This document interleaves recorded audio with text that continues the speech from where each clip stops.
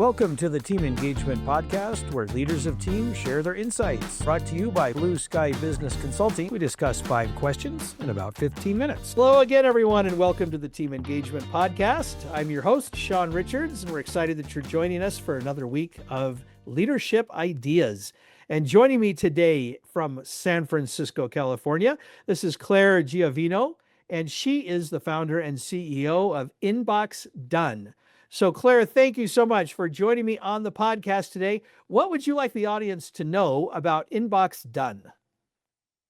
Thank you for having me, Shawn. InboxDone is a executive assistant agency. So we match very busy people, entrepreneurs, C-suite executives, or full teams with an executive virtual assistant. And we do 2 assistants per match. So what this prevents is any kind of lapse in your service.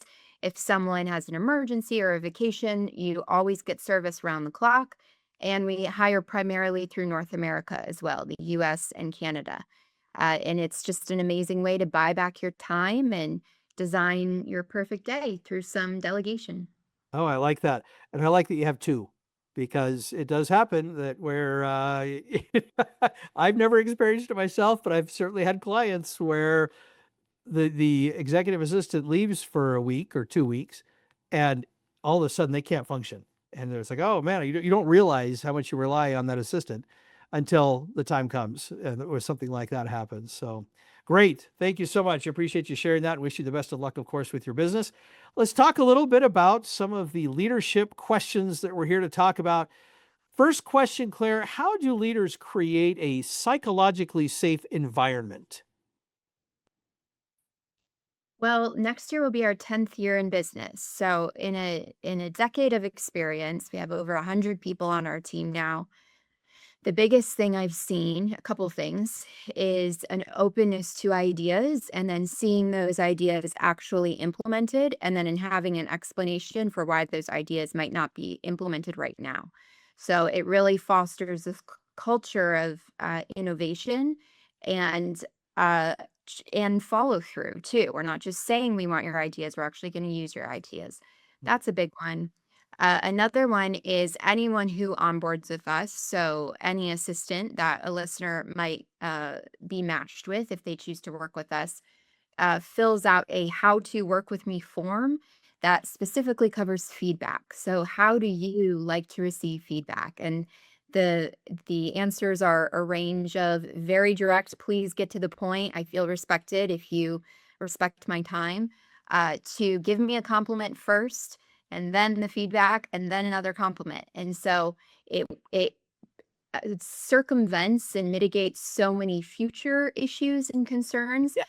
having that up front. So then when you do deliver the feedback, when the time comes, and that's one of our main things that we're looking for when we hire a new assistant and assign them to a client is how they interact with feedback, their relationship with feedback, and then also how adaptable they are to new industries, platforms, software, tasks, all these things. So those are the 2 big ones, I would say. Um, and going off of the ideas portion, the number 1 rule we have in the business is bring a proposed solution with every problem. And so what it does is create a very creative environment where you're not just putting the issue or the concern back on my plate or the client's plate. You're also thinking through what might fix this. And it really has just fostered this beautiful culture, in the 10 years of doing this, where it's a culture, if you go to our about page, that our assistants really recognize as something special. Those are some great ideas. Well, psychological safety is such an important topic because I love that you brought up the innovation that can happen when we create that kind of an environment, because that's exactly what businesses are going to be looking for is an environment where you can innovate, because challenges are going to come. People are going to run into things that they've never run into before. And if you don't have that psychologically safe environment, people are not going to feel comfortable sharing ideas when they're up against a challenge. And so I love your ideas. I love what you're talking about, to be able to innovate and to come up with solutions, not just dump problems on people. I love that. Great. All right, question number two. Now, Claire, certainly throughout your career and life, you've had some people that have really influenced you for good and positive impact type situations. When you think about maybe one in particular, what's one word that you would use to describe that one person?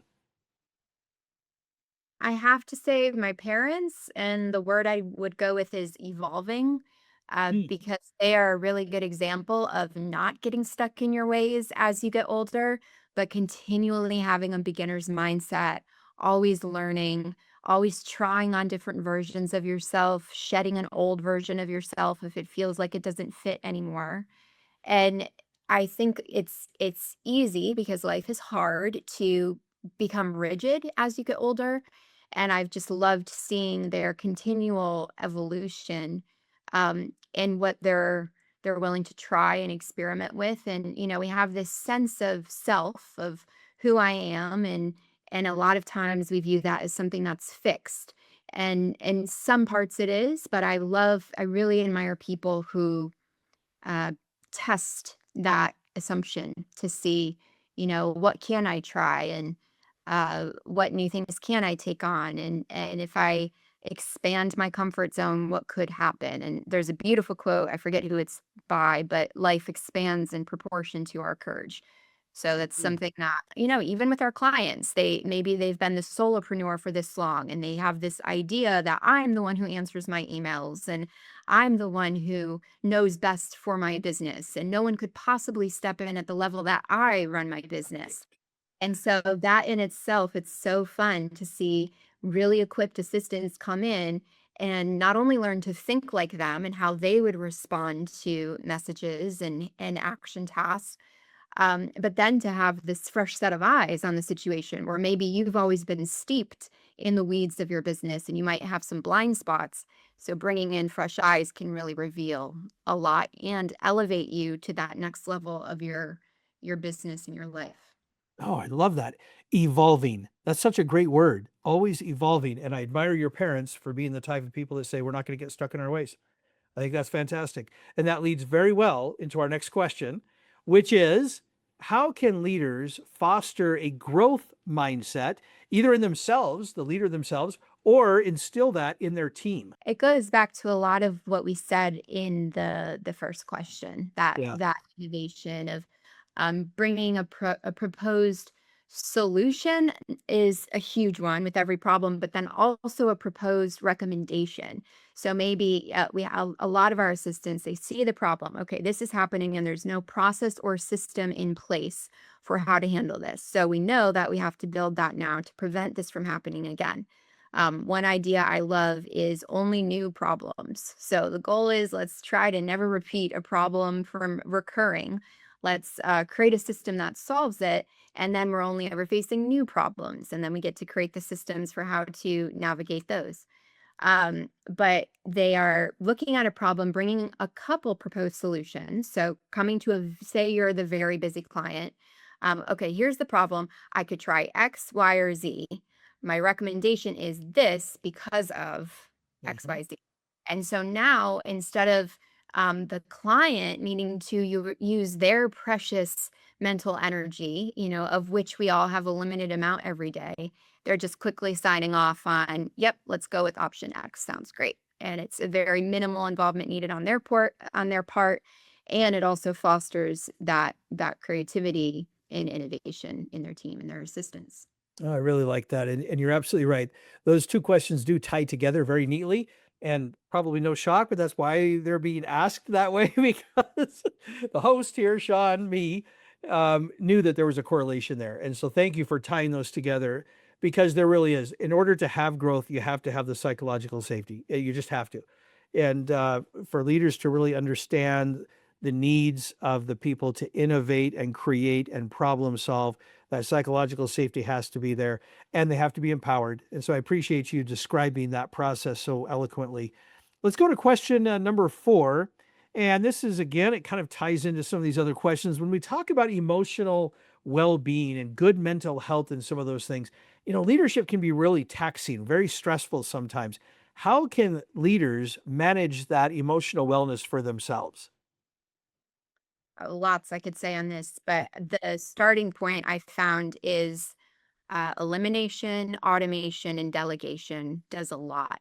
And so, elimination, maybe we don't need to delegate everything. Maybe we can actually just cut some things out. So, a big rule that I have, just because an email comes in or a LinkedIn message comes in or social media message comes in, you don't need to answer it. This is your personal online real estate. If it makes sense to answer it, of course, if you want to foster that connection or build that relationship, but right off the top, we're bombarded with so much on a daily basis, now more than ever in history.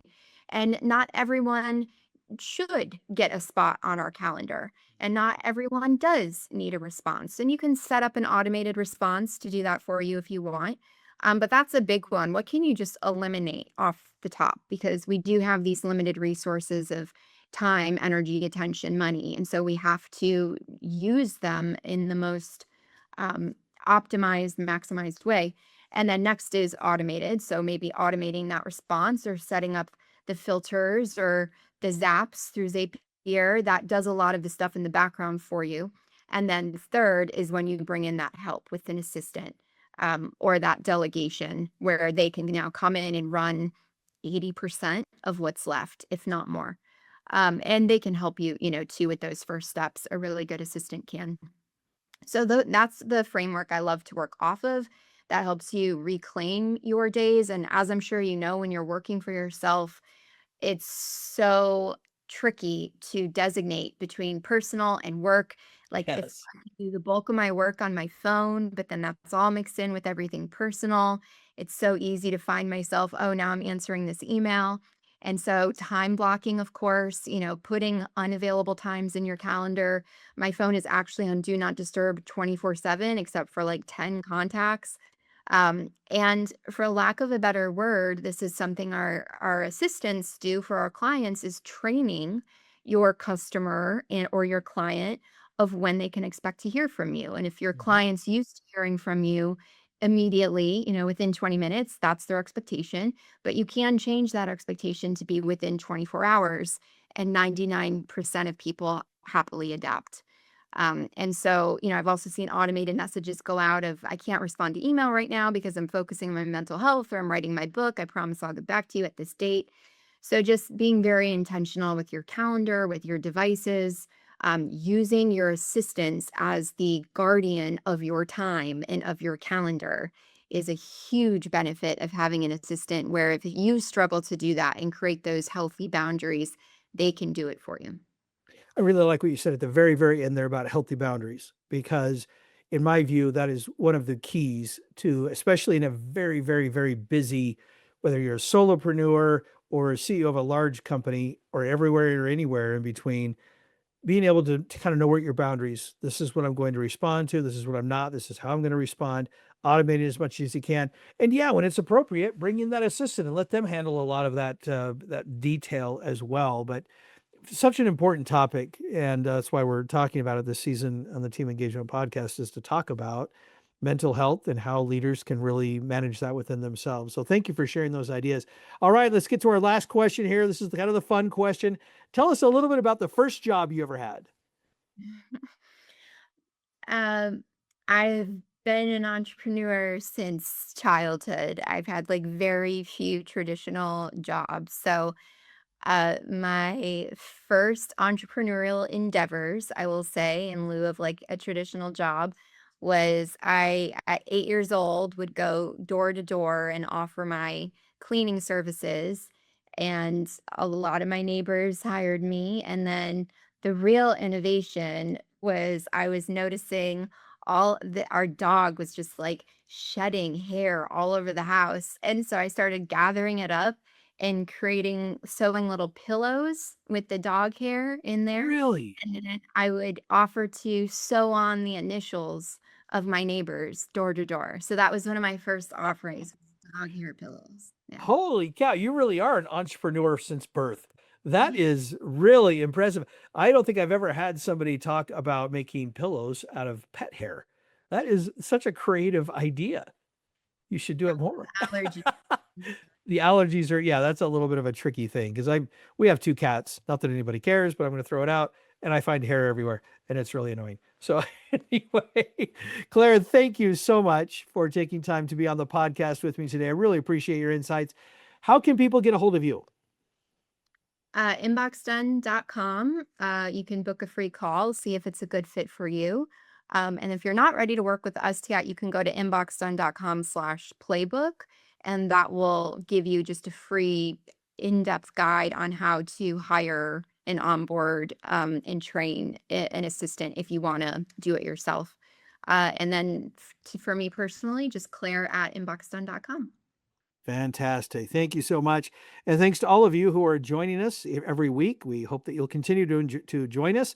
Don't forget to subscribe or follow us on whatever outlet you're listening or viewing. We really appreciate it. Thanks so much to everybody. Have a great day. This is Shawn Richards with the Team Engagement Podcast, where leaders of teams share their insights. Be sure to follow or subscribe to the podcast so you don't miss an episode. And for more leadership tips, pick up your copy of Rapid Fire Leadership by going to rapidfireleadership.com, where you can also download free resources to help you in your leadership role. Thanks for joining us today. Have a great day.